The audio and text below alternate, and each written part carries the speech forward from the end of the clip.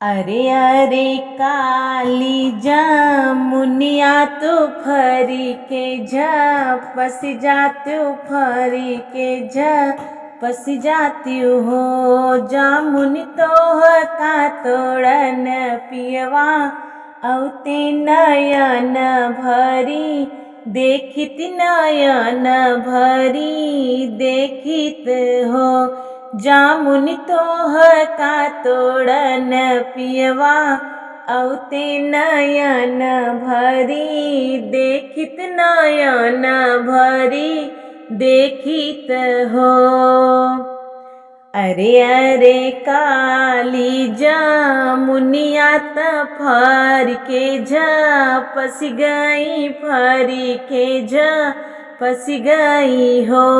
पियवा भेजी दी है मलिया छो करवा पूना नाही आयन पूना नाही आयन हो। पियवा भेजी दी है मलिया छो करवा पूना नाही आयन पूना नाही आयन हो। अरे अरे गैया भैंसिया तू खूटवा तोड़ैत्यू तू खूटवा तोड़ैत्यू हो। गैया तोह का बांधन पियवा औते नयन भरी देखित नयन भरी देखित हो। गैया तोह का बांधन पियवा औते नयन भरी देखित नयन भरी देखित हो।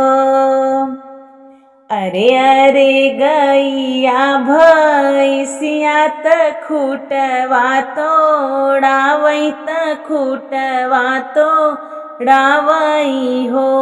पियवा भेजी दी है आपन नव करवा पूना नाही आए पूना नाही आए न हो।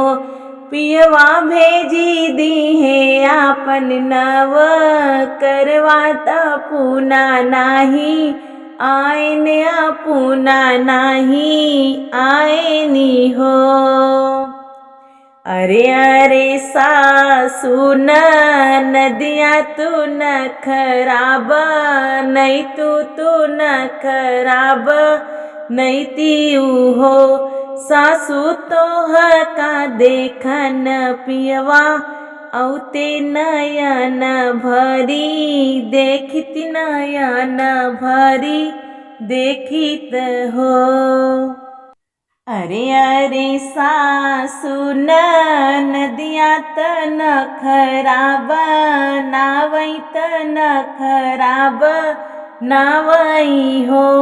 पियवा भेजी दी है बैदा छो करवा पूना नाही आए पूना नाही आए न हो।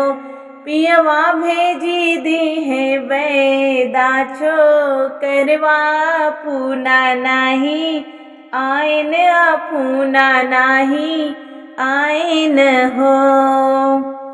अरे अरे गोदी खेला लनवा तू एक दिन रोत्या त एक दिन रोत्या हो।